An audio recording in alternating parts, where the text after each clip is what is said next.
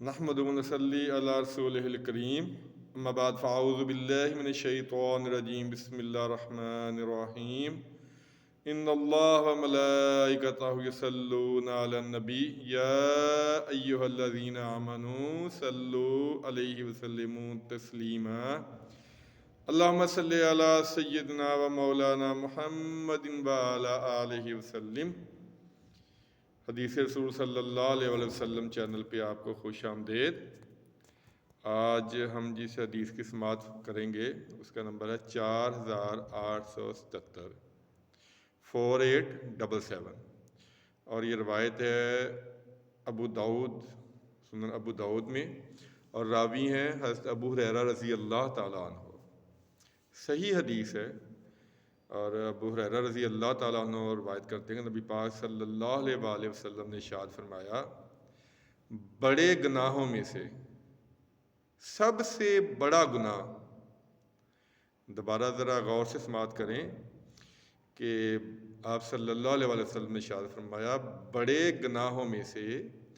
سب سے بڑا گناہ یہ ہے کہ انسان کسی مسلمان کی غیبت کرنے میں، بے عزتی کرنے میں زبان درازی کرے۔ الفاظ اتنے وعید والے ہیں کہ میں بار بار دہرا رہا ہوں کہ سب سے بڑے گناہوں میں سے سب سے بڑا گناہ، یعنی جتنے بھی بڑے گناہ ہیں ان میں سب سے بڑا گناہ یہ ہے کہ انسان کسی کی غیبت کے لیے یا کسی کو بے عزت کرنے کے لیے زبان درازی کرے، اور یہ بھی بڑا گناہ ہے کہ ایک گالی کے بدلے میں اس کو 2 گالیاں دے۔ یہ جو ہمارا سلسلہ چل رہا ہے وہ زبان کے فتنوں میں سے چل رہا ہے کہ زبان کے فتنے، زبان کے گناہ، زبان کے وبال، زبان کی جو بھی کچھ ہم کہتے ہیں، اس سلسلے میں آج یہ حدیث بیان ہوئی ہے کہ جو کبیرہ گناہ ہیں ان میں سے ایک گناہ یہ ہے کہ انسان اپنے مسلمان بھائی کی عزت پہ حملہ کرے، زبان درازی کرے۔ یہ جو زبان کے فتنے ہیں یہ انسان کو کہیں کا نہیں چھوڑتے، یہ انسان کو وہاں تک لے جاتے ہیں جہاں تک وہ سوچ بھی نہیں سکتا کہ میرے ساتھ یہ بھی ہو سکتا ہے زبان کی وجہ سے۔ حالانکہ انسان نماز بھی پڑھتا ہے، روزے بھی رکھتا ہے، اللہ نے توفیق دی ہے تو حج بھی کرتا ہے، لیکن جو زبان کا بے دریغ استعمال ہے، میں بار بار یہ لفظ استعمال کر رہا ہوں، اس کے بارے میں نبی پاک صلی اللہ علیہ وآلہ وسلم نے اتنی قواعدیں فرمائی ہیں کہ میں نے پہلے عرض کیا کہ میں پڑھ کے حیران رہ گیا۔ ایک اور مجھے روایت یاد آ گئی، پہلے بھی بیان ہو چکی ہے، کہ آپ صلی اللہ علیہ وآلہ وسلم نے ارشاد فرمایا تھا کہ لوگوں کے عیبوں کے پیچھے نہ پڑو، لوگوں کی خامیاں تلاش نہ کرو، ورنہ اللہ تعالیٰ تمہارے عیبوں کے پیچھے پڑ جائے گا،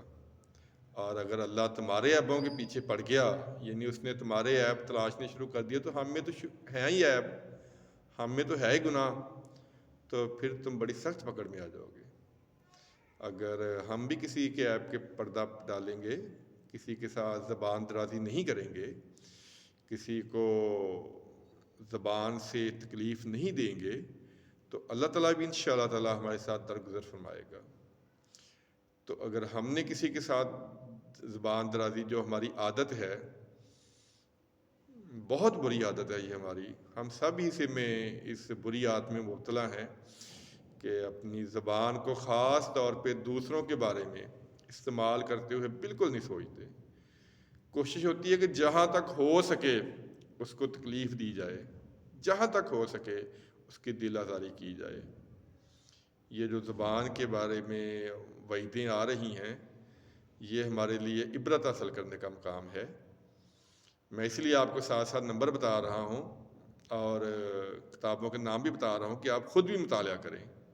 کہ یہ وعیدیں واقعہ ہیں، کیونکہ میں نے بھی جب مطالعہ شروع کیا تو مجھے بھی پھر ہی پتہ چلا ہے کہ یہ تو بڑا سخت معاملہ ہے جو زبان کا ہے، زبان کے جو فتنوں کا ہے، جو زبان کے گناہ ہیں وہ تو بڑے شدید ہیں۔ یہ جو آج ہم نے حدیث سنی ہے، یہ ہمارے لیے میرے خیال میں ایک ہی حدیث کافی ہے، لیکن کافی عرصے سے بیان ہو رہی ہیں، اور انشاءاللہ آگے بھی کافی روایتیں ہیں جو انشاءاللہ بیان ہوں گی۔ تو اللہ تعالیٰ سے دعا ہے کہ اللہ تعالیٰ زبان کے فتنوں سے، زبان کے گناہوں سے اللہ تعالیٰ محفوظ رکھے، اور زبان کو خیر کے کلمات، اللہ کا ذکر کرنے کے لیے استعمال ہونے کی توفیق عطا فرمائے، اور غیبت، برائی اور گالی گلوچ سے اللہ تعالیٰ محفوظ فرمائے۔ آمین ثم آمین۔ السلام علیکم ورحمۃ اللہ وبرکاتہ۔